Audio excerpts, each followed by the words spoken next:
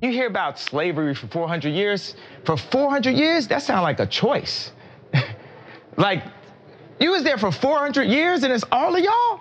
You know, like, it's like we're mentally in prison. I like the word prison because slavery goes too direct to the idea of blacks. It's like slavery, Holocaust Jews, slavery is blacks.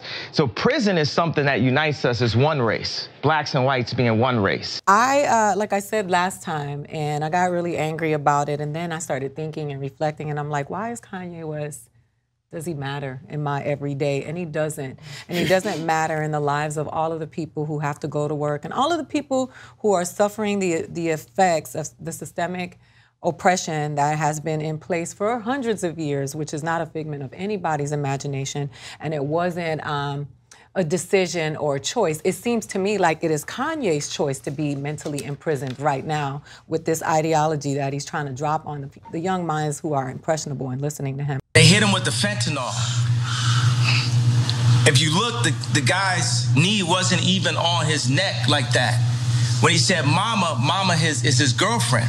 They said he screamed for his mama. Mama was his girlfriend. Jewish people have owned the black voice, whether it's through us wearing a Ralph Lauren shirt, or it's all of us being signed to a record label, or having a Jewish manager, or being signed to a Jewish basketball team, or doing a movie on a Jewish platform like Disney. And we understand, it's like, I respect what the Jewish people have done and how they brought their people together. You know, they came into money through the lawyers when after Wall Street, when all of the like the Catholics, they wouldn't divorce people. Right. So the Jewish lawyers came and they were willing to divorce people. That's when they first came into their money. So like, say with me and Jay, with our culture, with the darker Jews.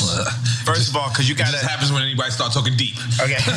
It's insane. Everything he's saying is insane and super dangerous, right? Because while one might try to give him a pass, and I certainly don't, one might give him a pass because he has mental health issues, right? Bipolar disorder, is clearly not taking his meds. Fact of the matter is, we know what happens when someone comes out and says statements like this. You then have this long line of other public figures who sanitize it and normalize it and make it and defend him basically and make it seem like, no, this is totally okay. And it creates this culture of anti-Semitic rhetoric.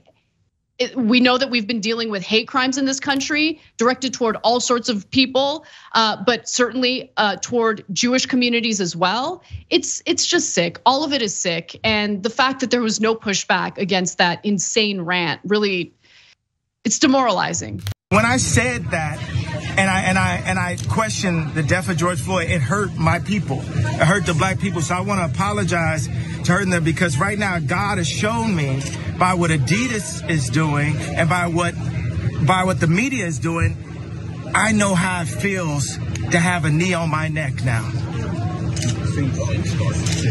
So I thank you, God, for humbling me and letting me know how it really felt. I didn't realize that I could be considered anti-Semitic till I read one of the definitions of anti-Semitism. But isn't that what you said? That Jews run everything? Yeah, but that actually is considered to be anti-Semitic.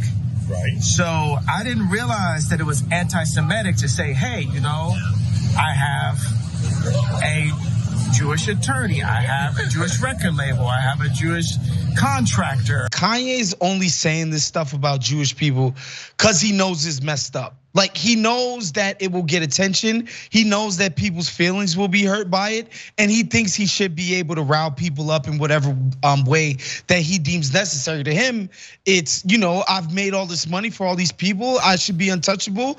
Which, you know, instead of like, yo, I'm untouchable now, let me like, I don't know, speak up for some actually marginalized people. No, Kanye's like, no, let me say some messed up things about Jewish people. And again, it's no different than the Make America Great Again hat. It's just Kanye being like, I don't see why I can't wear this hat.